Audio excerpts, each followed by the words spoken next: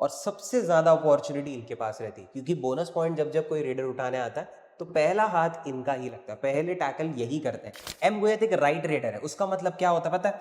जब वो रेड पर जाते हैं ना, वो जाते हैं इस तरीके से। हमेशा कोई ना कोई मैच में तो हमेशा एक टीम ऑल आउट होती ही है, होती ही है। प्रो कबड्डी सीजन 11 शुरू हो चुका है और हमने मल्टीपल मैचेस कवर भी कर ली। अभी कुछ 20-25 मैचेस हो भी गई हैं और हमने काफी अच्छा रिजल्ट अब तक देखा है और काफी मैचेस अभी भी होनी बाकी है। टोटल 145 मैचेस है दोस्तों। तो इतनी मैचेस और बाकी होकर भी लोग मुझे अपने कमेंट सेक्शन में, यूट्यूब पे, टेलीग्राम पर अप्रोच करते हैं ये पूछते हुए कि भैया अभी भी हमारा कबड्डी का जो बोलता ना बेसिक अंडरस्टैंडिंग है वो क्लियर नहीं हुआ। हमारे लिए एक ऐसा वीडियो बनाओ जहां पर हमें एग्जैक्टली समझ में आए कि कैसे एक प्रॉपर टीम हम बना सकते हैं, क्या कॉन्सेप्ट रहता है कबड्डी का और कौन से प्लेयर्स को हमको ऐड करना चाहिए। क्योंकि उनको क्रिकेट का नॉलेज है, क्रिकेट में किसे ऐड करना है, क्या करना है, सब कुछ पता है, लेकिन कबड्डी में वैसा नहीं चलता। तुम कबड्डी में कोई बैलेंस टीम नहीं बना सकते, ठीक है? तुम कबड्डी में वन साइडेड टीम बनाते हो या फिर तुम कोई रिस्की टीम बनाते हो या जो भी है, वो सारा कॉन्सेप्ट बदल जाता है जब हम कबड्डी की बात कर रहे हैं। क्रिकेट में थोड़ा डिफरेंट रहता है। तो आज के इस वीडियो में ना दोस्तों, मैं तुमको एकदम बेसिक इंफॉर्मेशन देने वाला हूं और बेसिक को हल्के में मत लेना। बेसिक मतलब लोग सोचेंगे या फिर कोई खुद को एक्सपर्ट बुलाता होगा कि हाँ भाई मुझे तो सब मालूम है, ऐसी बात नहीं। वो बेसिक पहले क्लियर करो, उसके बाद मैं तुमको जो fantasy related, kabaddi fantasy related कुछ टिप्स दूंगा वो आपके बहुत काम आने वाले। और ये चीज तुमको मैं लिख के देता हूँ, कोई नहीं बताने वाला। कोई भी एक्सपर्ट उठा लो अभी यूट्यूब पे, वो तुमको ये चीजें नहीं बताने वाला। बट उसके पहले मैं आपके बेसिक्स क्लियर करना चाहता हूं ताकि आपको अच्छे से समझ में आए मैं आगे क्या क्या आपको बताने वाला हूं, ठीक है? अब देखो कबड्डी में ये तो आपको पता ही होगा, दो टीम्स होती है और दोनों टीम्स अलग अलग पोजीशन पर खड़ी रहती है। मैट की एक तरफ एक टीम खड़ी रहती है और दूसरे साइड दूसरी टीम खड़ी रहती है। अब मैट में भी कौन से रीजन्स या फिर कौन सी ये जो लाइंस इतनी दिख रही है, व्हाइट, ब्लैक, ये ऑरेंज सेक्शन क्या है, ये सारी चीजें मैं तुमको बताता हूँ। अब सबसे पहले हम बात करते हैं बोनस लाइन के बारे में। अब बोनस लाइन क्या होती है, तुम देख सकते हो ये जो ब्लैक कलर की दोनों तरफ आपको लाइंस दिख रही है, ठीक है? इनको कहते हैं बोनस लाइन। अब बोनस लाइन का फायदा क्या है या फिर इससे होता क्या है एक्चुअली? कोई भी टीम का रेडर जो है, ठीक है, टीम ए कह लेते हैं और टीम बी का अगर कोई रेडर है वो आ रहा है, ठीक है, उसे रेड करना है, उसे बोनस पॉइंट अगर उठाना है, ठीक है, तो बोनस पॉइंट कैसे उठा सकते हैं? उसे ये ब्लैक लाइन के उस पार अपना एक पैर रखना पड़ेगा और उसका दूसरा पैर हवा में होना चाहिए। ये प्रोसीजर होता है बोनस उठाने का।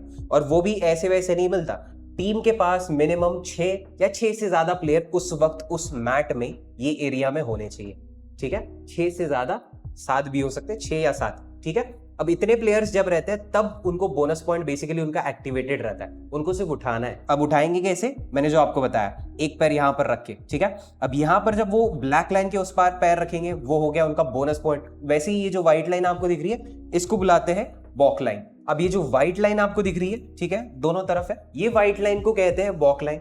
वॉक लाइन का भी कॉन्सेप्ट बोनस लाइन जैसा ही है। एक पैर उनको इस तरफ रखना पड़ेगा ताकि उनकी रेड कंप्लीट हो, ठीक है? ऐसे ही नहीं कि कोई रेडर आया है रेड पे और वो सिर्फ यहीं थम गया, इसके आगे वो बढ़ ही नहीं रहा और वो वापस चला गया, ऐसे नहीं चल सकता। उसे एटलीस्ट ये व्हाइट लाइन को क्रॉस करना पड़ेगा या फिर यहां पर अपना पैर रखना पड़ेगा, तब जाकर उसकी रेड कंप्लीट होगी। भले ही वो पॉइंट उठाए या नहीं उठाए, ये आगे की बात आती है। और उसमें भी आपने देखा रहेगा प्रो कबड्डी का एक खुद का रूल है ताकि गेम थोड़ी इंटरेस्टिंग लगे। डू और डाई सिचुएशन या फिर डू और डाई रेड। अब वो क्या होता है? अब ये जो रेडर है बी टीम का, मैं बोलता हूं उसने पहली रेड निकाली, ठीक है, उसने व्हाइट लाइन पार कर दी, लेकिन वो बोनस लाइन के उस पार नहीं जा पाया, उसने कोई बोनस पॉइंट नहीं उठाया।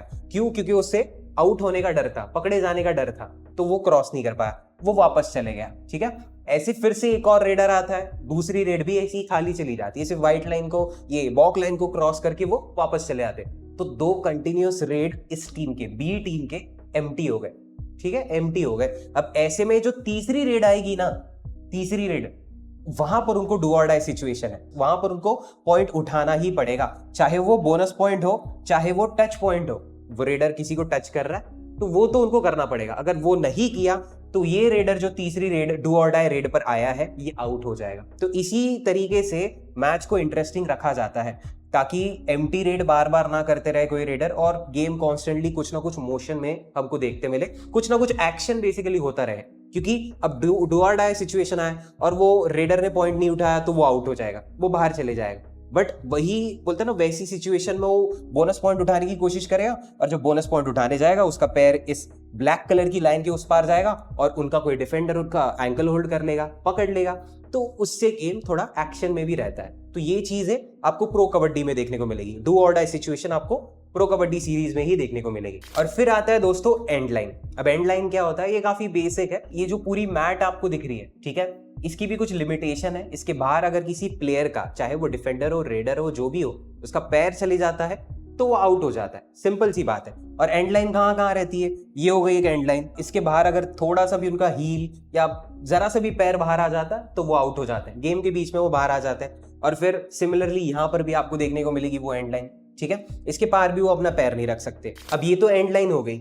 वैसे ही लॉबी भी होती है। ये जो ऑरेंज सेक्शन आपको दिख रहा है, ठीक है, ये ऑरेंज सेक्शन को बुलाते हैं लॉबी। और लॉबी का सबसे बड़ा रूल ये है कि कोई भी रेडर जो रेड पर आया है, ठीक है, वो किसी भी डिफेंडर या किसी भी प्लेयर को बिना टच किए इस सेक्शन में अपना पैर नहीं रख सकता, या फिर यहां पर नहीं आ सकता, ना ही यहां ना ही यहां। बेसिकली ये लॉबी जो रीजन है, यहां पर वो खड़ा नहीं हो सकता बिना कोई टच पॉइंट उठाए, और ना ही कोई डिफेंडर यहां पर अपना पैर रख सकता है बिना किसी रेडर को टच किए। अब रेडर ने सक्सेसफुल टच पॉइंट उठा लिया, अब वो भागते भागते ये लॉबी में एंटर कर सकता है, तब वो आउट नहीं समझा जाएगा। बट लॉबी के इस पार, ये लाइन के भी पार वो नहीं जा सकता, सिर्फ लॉबी के अंदर ही खड़ा रह सकता है और वहां से वो अपने वापस अपने साइड जा सकता है, ठीक है। अब ऐसे में हमने बहुत बार होते हुए देखा है, किसी रेडर को कोई कवर डिफेंडर या फिर कोई भी डिफेंडर इस तरीके से, इस एंगल से टैकल करना आता है, इस साइड से टैकल करना आता है और उसे ढकेल देते हैं। अब ढकेलने पर क्या होता है, अगर वो प्लेयर इस लाइन के पार चला गया, ठीक है, लॉबी के भी इस आखिरी लाइन के पीछे चला गया, तो वो आउट हो जाएगा।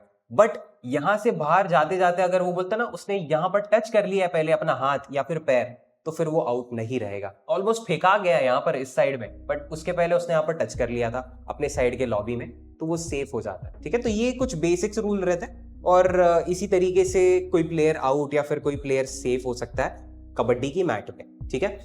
होपफुली आपका ये क्लियर हो गया।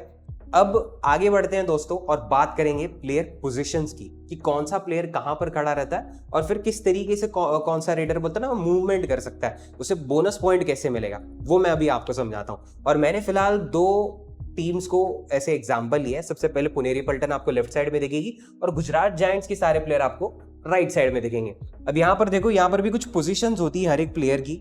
सबसे पहले तो रेडर्स होते हैं, हर एक टीम के पास मिनिमम 3 रेडर्स होते ही हैं जो मैट पर खड़े होते हैं, बाकी सब्स्टिट्यूट वगैरह वो अलग हो गए। सबसे पहले यहाँ पर आप देखो, पुनेरी पल्टन के एम गोयत एक रेडर है, ए शिंदे रेडर है, ए इनामदार रेडर है। ऐसे हर एक टीम के 3 रेडर्स आपको खड़े होते हुए दिखेंगे। फिर टीम के कुछ कॉर्नर डिफेंडर्स रहते हैं, और कॉर्नर डिफेंडर्स भी कैसे होते हैं मैं आपको बताता हूँ। मैट की एक राइट कॉर्नर होती है और एक लेफ्ट कॉर्नर होती है, ठीक है। अब ये जो टीम है ये इस तरीके से मूवमेंट करेगी, ये साइड जब जाएंगे तो ऑब्वियसली इनका लेफ्ट साइड ये रहेगा, तो लेफ्ट कॉर्नर इनका यहां पर आ जाएगा और राइट कॉर्नर इनका यहां पर आ जाएगा, समझ रहे हो। और ये टीम गुजरात जायंट्स या फिर जो भी टीम इस तरफ खड़ी है, उनकी मूवमेंट इस तरफ रहेगी, तो ऑब्वियसली इनका लेफ्ट हैंड साइड ये रहेगा, मतलब लेफ्ट कॉर्नर, और राइट कॉर्नर इनका यहां पर रहेगा, समझ गए।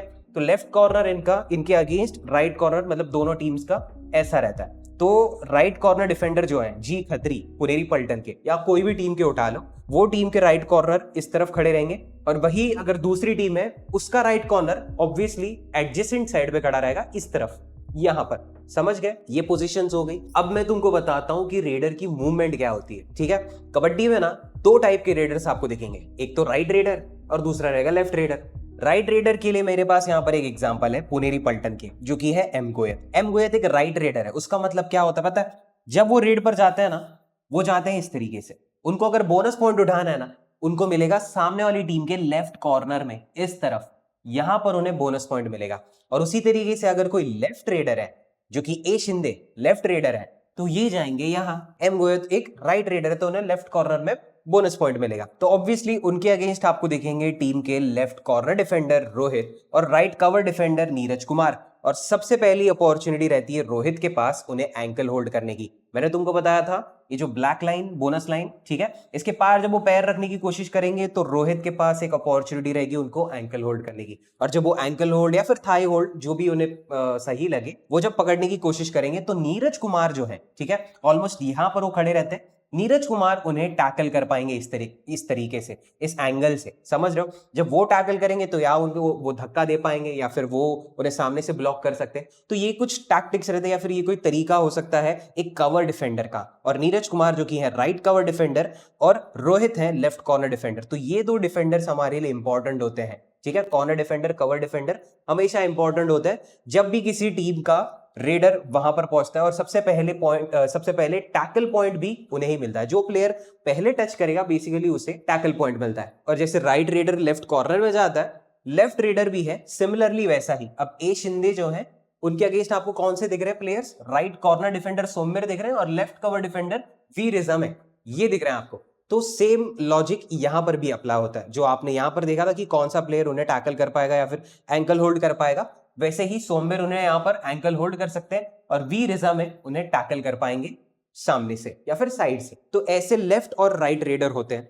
अब टैकल के बारे में मैं आपको थोड़ा और समझाता हूं। देखो, हमेशा एक कॉर्नर डिफेंडर जो है वो एक रेडर के साथ खड़ा रहता है। अब यहां पर जी खत्री की बात करते हैं। जी खत्री जो कि एक कॉर्नर डिफेंडर है पुनेरी पल्टन के, उनके साथ खड़े रहेंगे एक रेडर। वो कोई भी रेडर हो सकता है, ए शिंदे, ए इनामदार या फिर एम गोयल। वो हर एक टीम के लिए अपना अपना और वो भी चेंज होता रहता है। तो बेसिकली एक कॉर्नर डिफेंडर के साथ हमेशा एक रेडर रहता है चेन में। और चेन क्यों? क्योंकि वो दोनों जब साथ में खड़े रहते हैं तो दोनों वो टैकल कर पाते हैं सामने वाले टीम के रेडर को। और सामने वाले टीम के रेडर को जब वो टैकल करने की कोशिश करते हैं तो कॉर्नर डिफेंडर तो पहली कोशिश करेगा उसे टच करने की, क्योंकि काम उसका है, टैकल करने का काम उसका है। रेडर अपने आप पर इतना रिस्क नहीं उठाता, क्योंकि अगर मान के चलो रेडर पकड़ने भी गया, एंकल होल्ड करने या जो भी उसे टैकल करने गया और गलती से टैकल करते करते उसने टच कर लिया, लेकिन रेडर सेफली सक्सेसफुली अपने लॉबी में पहुंच गया, अपने साइड पहुंच गया, तो उसमें क्या होता है, वो जो रेडर था जो एक्चुअली रेड पर जाने वाला था और वहां से जहां से पॉइंट वो ला सकता था वो अभी नहीं जा पाएगा, क्योंकि वो आउट हो चुका है, वो बाहर चला गया। तो इसलिए कॉर्नर डिफेंडर और कवर डिफेंडर की सबसे पहली अप्रोच रहती है, सबसे पहले कोशिश वही करते हैं सामने वाले रेडर को पकड़ने की।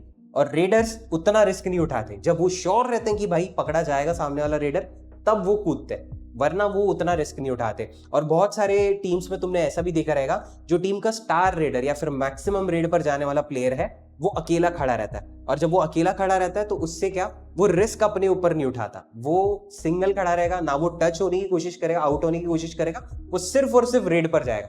और कुछ रेडर्स हमने ऐसे देखे हैं, जैसे कि इनामदार की बात कर लेते हैं। इनामदार डिफेंस की भी पॉइंट देते हैं। अब डिफेंस की पॉइंट तभी देते हैं ना जब वो खुद सबसे पहले टैकल करेंगे किसी सामने वाले रेडर को।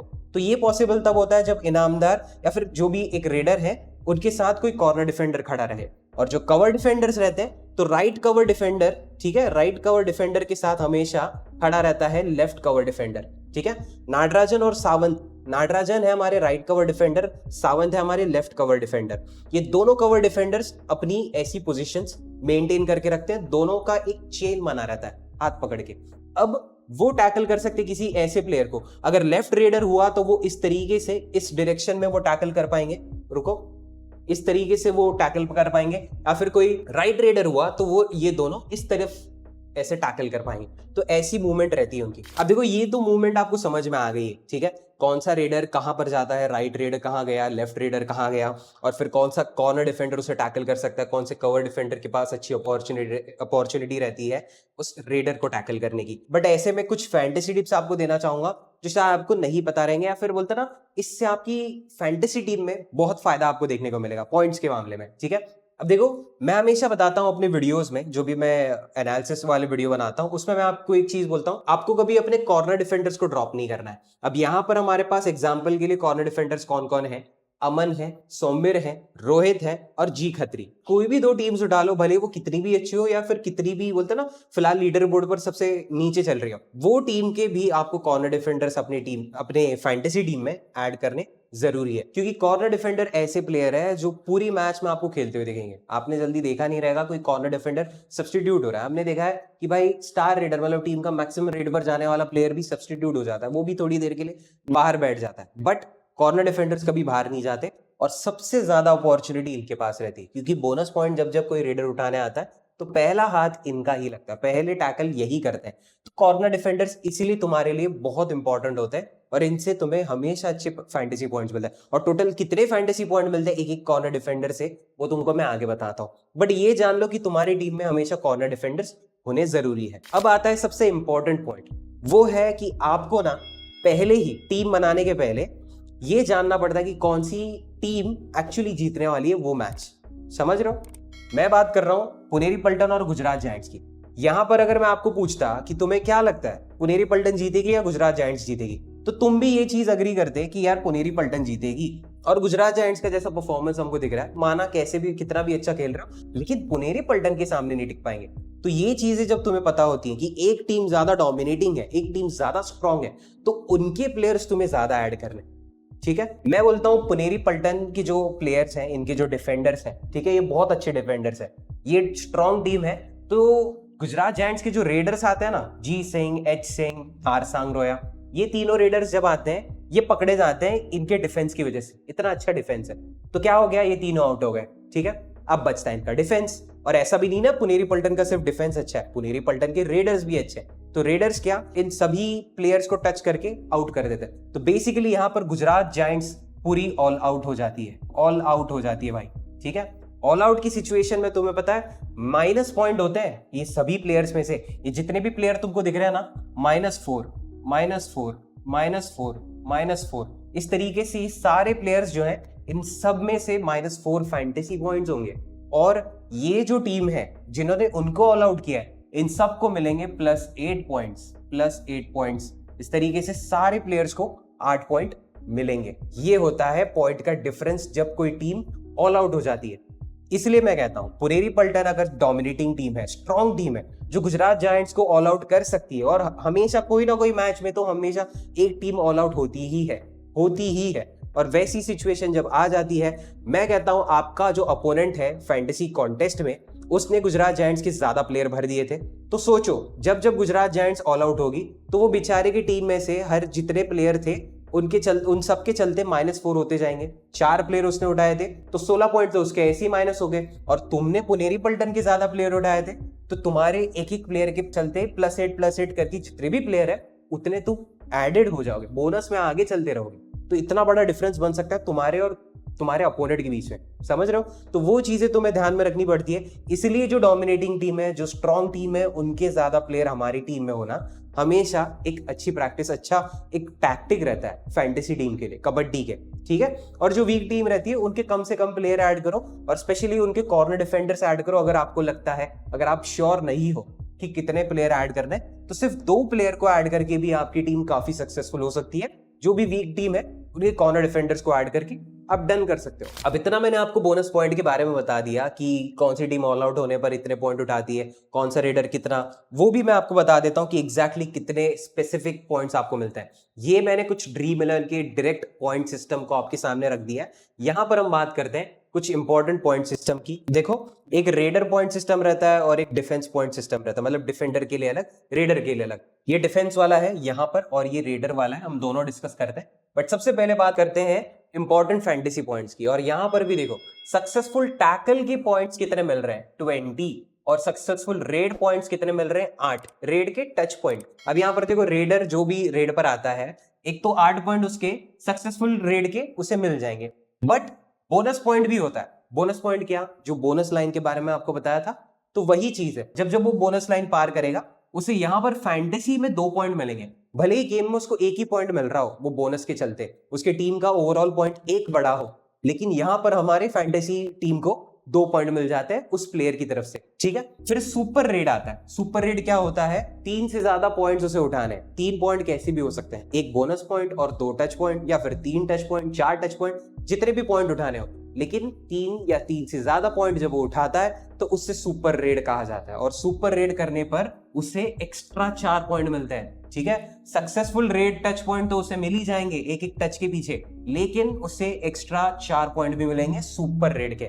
ठीक है, अब यहां पर सुपर 10 भी होता है। सुपर 10 वो होता है जहां पर 10 टच पॉइंट उसने लेकर आए पूरी गेम में। ठीक है, तब जाकर उसको एक्स्ट्रा ऊपर से 4 पॉइंट मिलते हैं। ये सारे पॉइंट्स तो उसको मिल ही जाएंगे, लेकिन उसी के साथ साथ 4 एक्स्ट्रा बोनस पॉइंट जैसे मिलेंगे। समझ रहे हो? बट अगर वो अनसक्सेसफुल रेड होती है तो वहां पर उसके -2 हो जाते हैं, और बस वो तो माइनस होते रहते हैं। वो तो आपको पता ही है अनसक्सेसफुल रेड क्या होती है। अगर डिफेंस की बात की जाए तो यहां पर भी देखो, सक्सेसफुल टैकल के जो बताया मैंने आपको 20 पॉइंट्स तो मिल ही रहे हैं, बट सुपर टैकल होता है इसमें। सुपर टैकल क्या होता है, 3 या 3 से कम प्लेयर जब आपको दिखते हैं मैट पर, एक जो टीम है 3 या 3 से कम प्लेयर खड़े हैं और कोई रेडर आ रहा है रेड पे और वैसे में वो पकड़ा जाता है, तो वो सुपर टैकल कंसिडर किया जाता है। और वैसे में जो प्लेयर ने सबसे पहले पकड़ा था ना, उसको मिलते हैं 8 पॉइंट। 8 पॉइंट मिल रहे हैं। 20 पॉइंट तो उसको मिल ही गए सक्सेसफुल टैकल के, लेकिन सुपर टैकल के चलते उसको और 8 पॉइंट मिल गए, तो 28 पॉइंट्स। वही हाई फाइव होता है। हाई फाइव मतलब बेसिकली वही जो सुपर 10 जैसा था, यहाँ पर हाई फाइव है। और हाई फाइव मतलब 5 सक्सेसफुल टैकल वो प्लेयर ने उस मैच में निकाले हैं, तो ऊपर से उसको 10 एक्स्ट्रा पॉइंट्स मिलेंगे, ये पॉइंट्स को कंसिडर करके। समझ गए? अब टीम एंड प्लेयर्स, ये कुछ कॉमन पॉइंट्स हैं जो सभी को मिलते हैं। अब कैप्टन के बारे में तो आप जानते हो, 2x होता है, 1.5x होता है वाइस कैप्टन को। और जो स्टार्टिंग 7 होता है, जो मैं हर एक वीडियो में आपको बताता हूँ कि पिछली मैच में ये स्टार्टिंग 7 था, अगले मैच में भी वो टीम का स्टार्टिंग 7 ऑलमोस्ट सिमिलर रहता है। कभी कभार हमने देखा है कि एक रेडर एक्सचेंज हो जाता है, बट मोस्टली स्टार्टिंग 7 सेम ही रहता है। और जो भी स्टार्टिंग 7 के प्लेयर आप ऐड करते हो, तो हर एक प्लेयर के चलते आपको 8 पॉइंट मिलते हैं। ठीक है? सब्स्टिट्यूट अपीयरेंस मतलब किसी आप सब्स्टिट्यूट प्लेयर को ऐड करते हो, तो उसके आपको +2 पॉइंट्स मिल जाएंगे। गेटिंग अपोजिशन ऑल आउट, मैंने आपको क्या बताया था, अपोजिशन के जो प्लेयर्स आउट होते हैं, तो जो टीम ने आउट किया है उनके सभी प्लेयर्स को 8-8 पॉइंट मिलते रहेंगे। तो जितने ज्यादा प्लेयर तुम्हारी टीम में रहेंगे उतना तुम्हारा फायदा होगा। और वही जो टीम ऑल आउट होती है, उनके सभी प्लेयर्स -4 में चलेंगे, सब में से -4 कट जाएंगे। तो वो एक चीज ये मैंने आपको पहले ही बता दी थी। तो ये बेसिक से पॉइंट सिस्टम है, इसमें भी ज्यादा कुछ कॉम्प्लिकेटेड है नहीं। रेडर्स कितने पॉइंट्स कमा सकता है और डिफेंडर कितने पॉइंट कमा सकता है, कौन सी टीम कितने पॉइंट बना सकती है ऑल आउट करने पे, और कौन सी टीम कितने पॉइंट खो सकती है ऑल आउट होने पे। ज्यादा कुछ इसमें दिमाग लगाने जैसी कुछ है नहीं चीज। बाकी जो मैं अपने वीडियो में आपको स्ट्रेटेजी समझाता हूँ कि कौन सा लेफ्ट रेडर, कौन सा राइट रेडर कहाँ जाएगा, कौन सा कॉर्नर डिफेंडर उसके अगेंस्ट रहेगा, कौन सा कवर डिफेंडर आपको प्रेफर करना है, ये चीजें आपके बहुत काम आती है। तो हमारा वीडियो जरूर चेक करो जो एनालिसिस वाला मैं बनाता हूँ, उसमें आपको समझ में आएगा कि टीम कैसे बनाते हैं। ये चीजें मैं वहां पर भी हमेशा डिस्कस करता रहता हूँ, तो आपकी काफी हेल्प हो जाती है खुद की टीम बनाने में। बट अगर खुद की टीम भी नहीं बनानी है, तो हमारी तरफ से आपको फाइनल टीम भी मिल जाएगी हमारे टेलीग्राम चैनल पे। और चैनल ज्वाइन करने के लिए मैंने अपने इस वीडियो के डिस्क्रिप्शन में रखी है, तो आपको अगर वो चेकआउट करना है तो वो भी चेक कर सकते हो। और बाकी अगर आपको ऐसे एनालिसिस या फिर टिप्स एंड ट्रिक्स वाले वीडियो भी सही लगते हैं, तो सब्सक्राइब करना एक बार सोच लेना। और इस वीडियो के लिए इतना ही था मेरी तरफ से। थैंक यू सो मच दोस्तों for watching till the end, and I will see you in the next one. Bye bye, take care.